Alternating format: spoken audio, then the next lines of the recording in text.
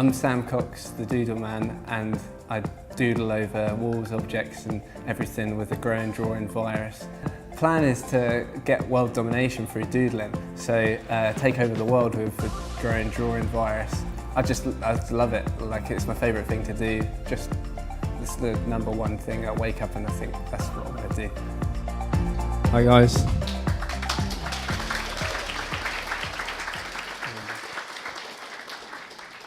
So just want to say it's a great pleasure to be doing a talk at Glug. I'm surprised I got asked because I haven't really done too much, I don't think, but I'll go through what I've done anyway from the start, and just going to talk about how I developed my character and my artist brand. And this is edited. I haven't actually didn't do them drawings when I was, so I graduated last June from UWE in Bristol. It was really good. Learnt a lot of stuff. Learnt a lot of stuff at school as well, at sixth form. That was kind of like where I had like a real development in what I did as an artist. So this is what I've kind of go under. I'm the Doodle Man, and I make murals for people, and I take on projects where I just kind of take over spaces with the drawing virus. So I say that I'm an obsessive compulsive doodler, and I just kind of take over people's like cars or walls or stuff legally, but just for jobs and things. So this is the drawings I did when I was a kid.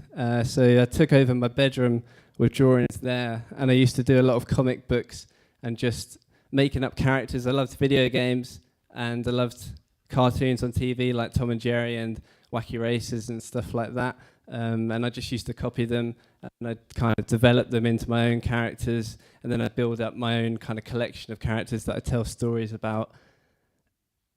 These are some of the drawings I did. I just kind of practiced the same character over and over until I kind of sort of happy with it, and then I'd do a little comic about them. And then I used to do these big, busy drawings of just the same character like over and over again next to each other, and then eventually kind of develop that to get a more diverse language, visual language. So these are more of the drawings I did, so you can see kind of like they're the kind of cartoony, like I couldn't really draw realistically or anything like that. I just sort of copied what I saw on TV and just went with that, and then I got kind of called the cartoon kid, and no one else, like everyone else, was kind of drawing realistically, and I tried to do that, but it just looked really stupid. I tried to draw people really seriously, and they always ended up looking like just sort of messed up faces and stuff. So this is a comic book I made about a teacher. I really didn't like this teacher at school. She used to just scare me a lot, like a kind of fake deal for a long time, because I was really kind of worried about she wasn't wasn't violent or anything like that. I don't want to make it sound like that, but she just scared me. Like, she told everyone off, and so I made this big 100-page comic about her, and I did it with my friend, but he just sort of came round and like watched me do it. He didn't really like do that much, but it's quite weird. But I just sort of found that I had a lot of energy to make something about that, like, she was just sort of an inspiration for me to make something about, and I loved seeing the quantity of it all. So I did like a page, and I didn't really care too much about what the story was about. It was getting a bit weird quite quickly. Like in the first 5 pages, she was like abducting the school kids with a spaceship and stuff. So it wasn't based on truth after the 4th page, and then the rest was just like loads of alien battles and like sort of transforming the kids in the class into monsters and things. It just wasn't true, but I just loved to do that, and I loved to see all the pages build up, and then I liked sharing that with my friends. But she didn't find out about it, so that was good. And then I started to do bigger murals for the school and local events where I could just, like, it was just something to do, really. I I used to do the Christmas cards from my school. That was just like, it was just a good practice, I guess, at doing stuff. This was I don't know if this is going to work, but this was an animation I made.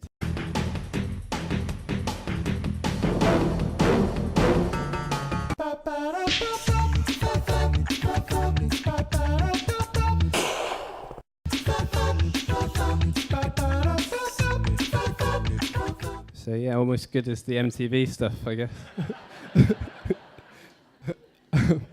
But no, that was, yeah, so that's really bad. But I did that because it just helped me practice, you know, getting to learn animation and things. I made these characters called Wombat and Dribble, and they were just the rip-off of Tom and Jerry or Itchy and Scratchy.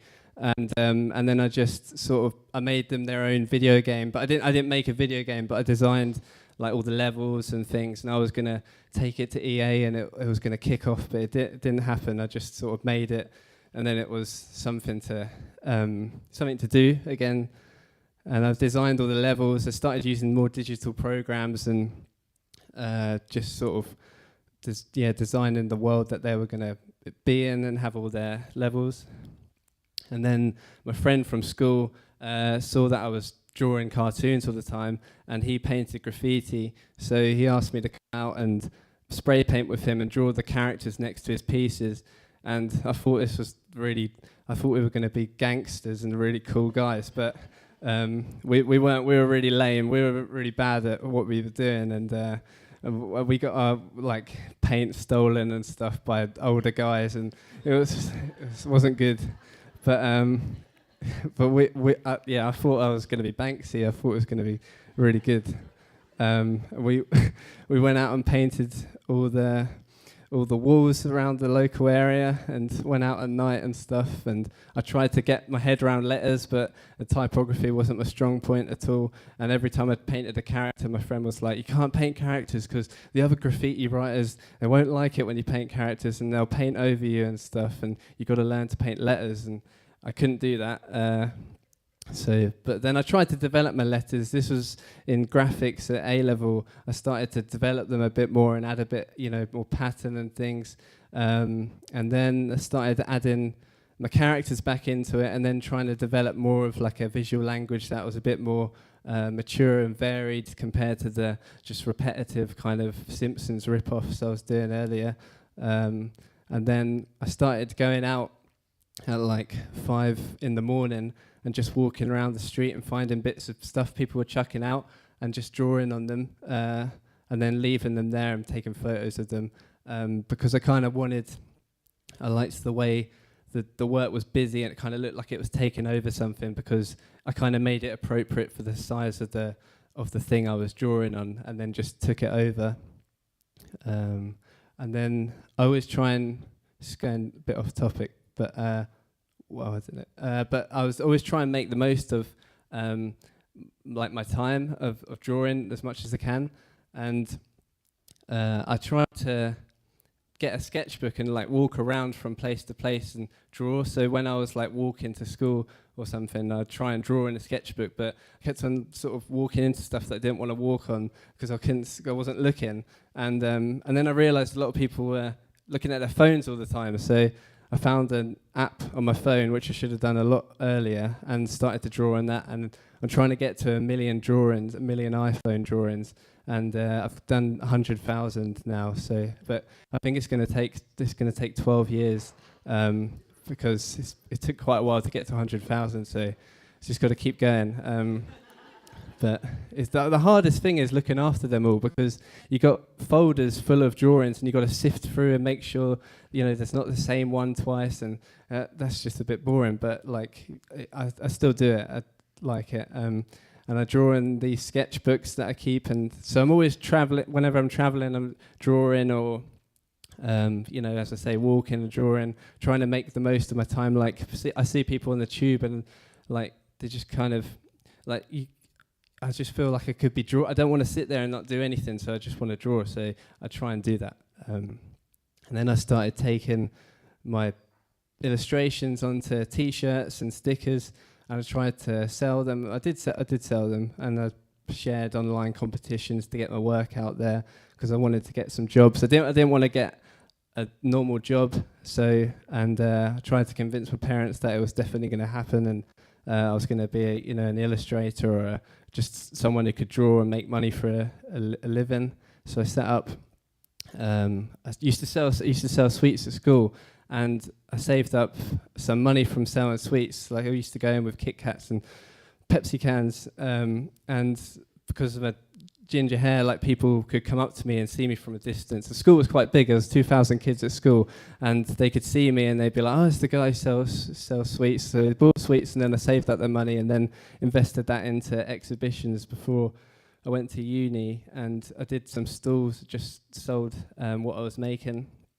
And then I started to do murals for local businesses, like fish and chip shops and kebab shops and schools. And I just themed the drawings around, although that one's not really themed around it, but the others are themed around like the place that they're in. So the fish and chip shop stuff had, fish and chips and people eating fish and chips and stuff like that.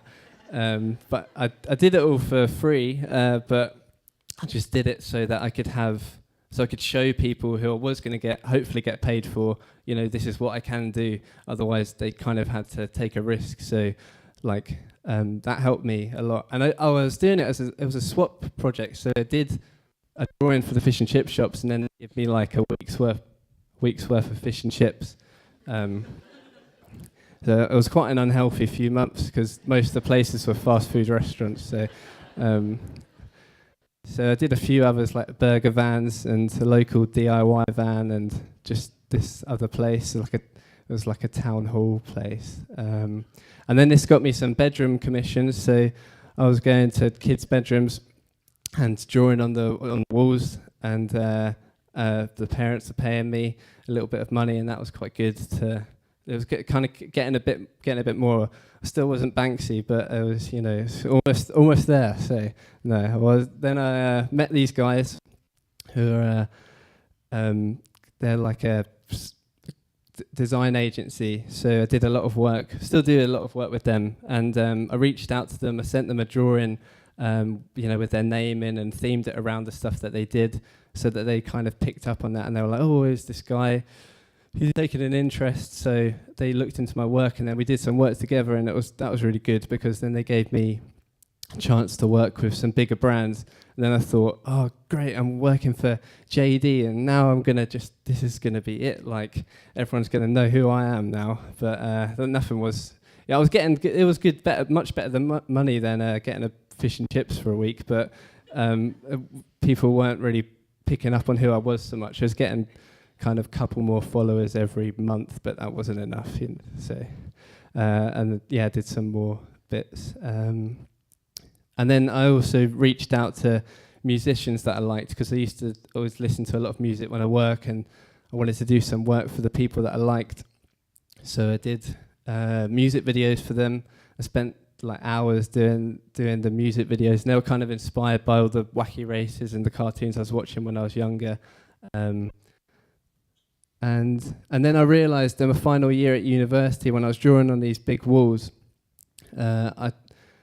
people were kind of getting more interested in like the amount of work that I was doing rather than the content of the work. Like I put in all these little stories about like how these characters were, doing certain things in one mural, and then in the next they were doing something else, and you had to like find them and follow them. And I made this little thing where people could do that, but no one really wanted to do that. They just kind of wanted to ask me how long it took, and they're more interested in just about why I was doing it and stuff like that. So I made myself into like more of a character, and then that kind of engaged an audience beyond like an art audience, so a mainstream people could kind of get it a bit more. So they were like, oh, he's just a guy who draws everywhere, and then people who are really into it could know about the actual content of the work and stuff like that. So I spent a week in a toilet drawing all over the walls, and it was quite awkward because it was the only cubicle in the toilet. So if someone wanted to come in to use that cubicle, then they just thought I was using it, and they waited sometimes for like 5-10 minutes,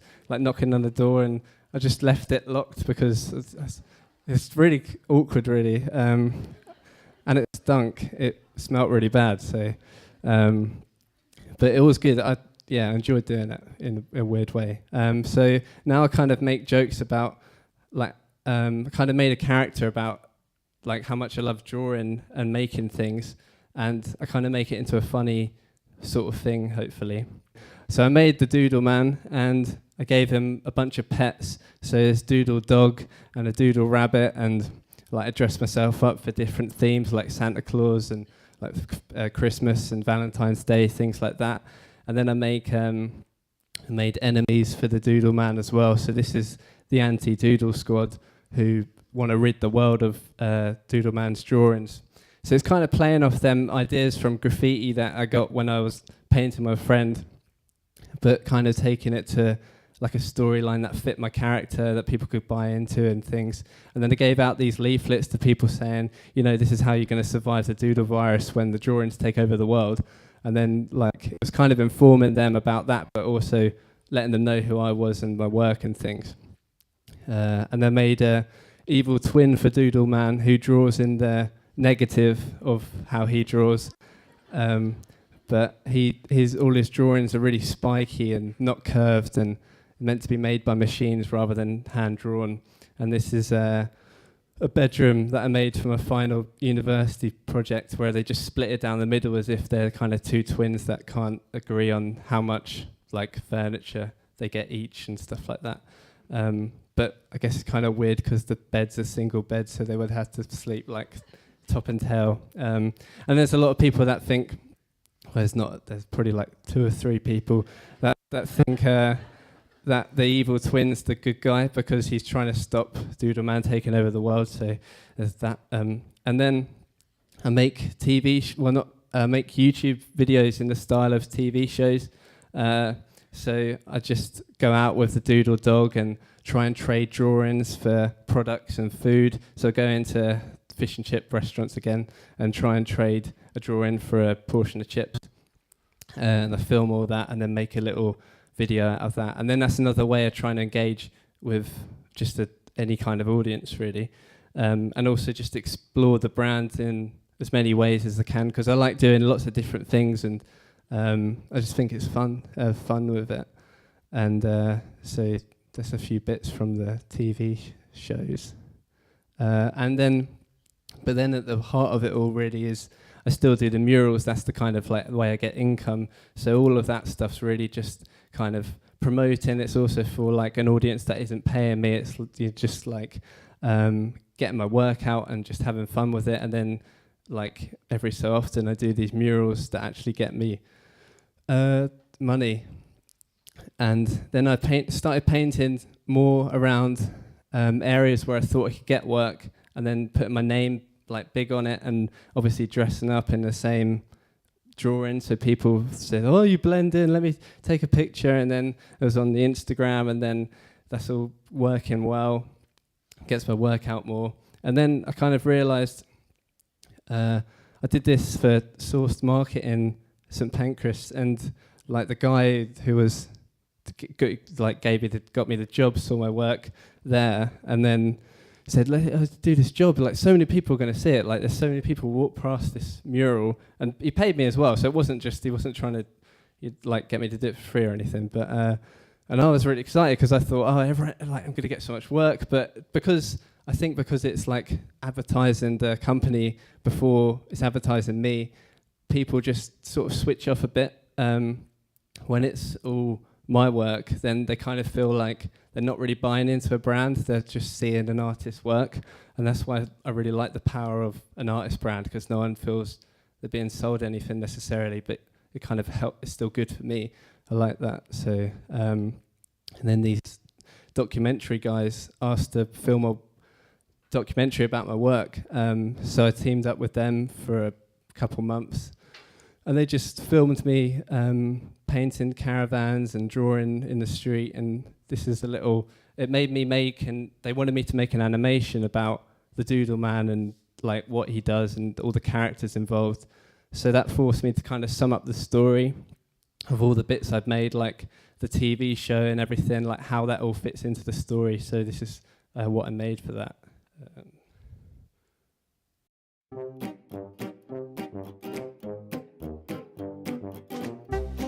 I was born along with my evil twin brother Maz.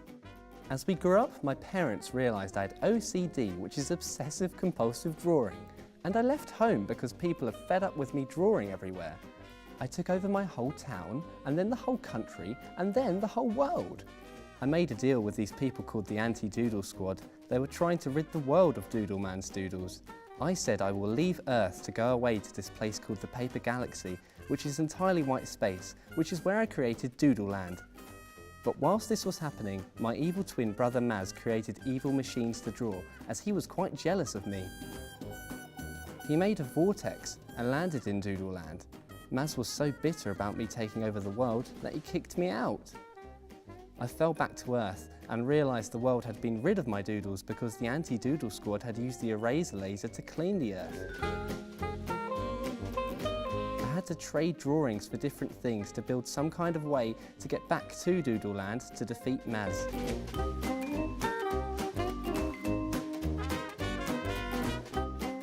So all the stuff like the trade-in drawings and things all kind of fits into that story. So all the video bits I'm making, like everything fits in. So even like the jobs that I do kind of somehow add to that big ongoing thing.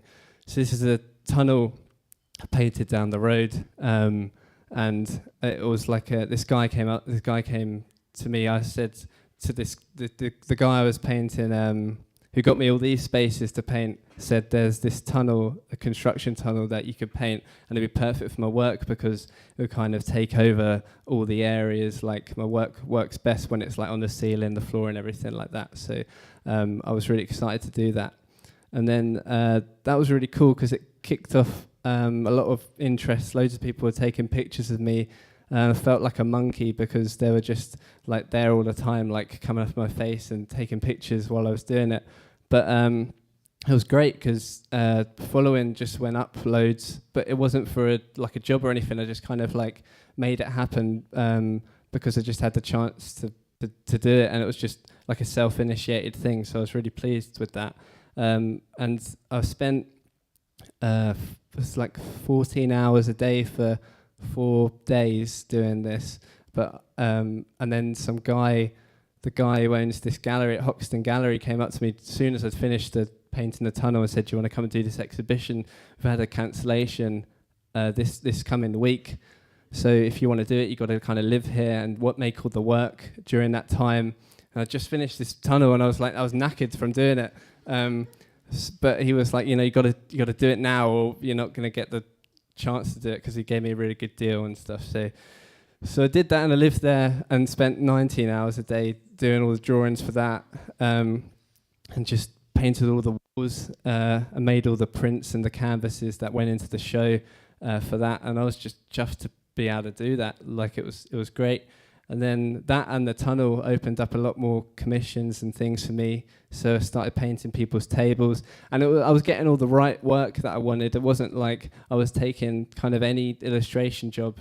People knew how my work worked best because I had the opportunities and the platforms to show them in a self-initiated way before like they could take the risk of getting me to paint their toilet and stuff. So and then also people engage with the story of the Doodle Man and stuff in the work. So these guys asked me to paint this mural, but they wanted the evil twin Maz to paint the bad bits. So the whole mural was about digital technology and like digital life. So they wanted me to be drawing things like. So I came up with all the ideas, but it was like I was drawing people booking holidays on their phone, and then the bad things were like people ignoring each other because they were always on their phone and stuff like that. And that was kind of dotted around the mural. So I was really happy that someone had bought into the whole like storyline and used that in an actual commercial job, which was what I wanted to do. I didn't think it would work, but it's good. And this is ideally kind of what I wanted in the future. Paint mansions and just big white places. That's my plan, and get world domination through doodling. And I gotta leave early tonight because I'm going to do a doodle marathon for 48 hours in Norwich. So that starts tomorrow at 12 if anyone is going there. And thanks for watching.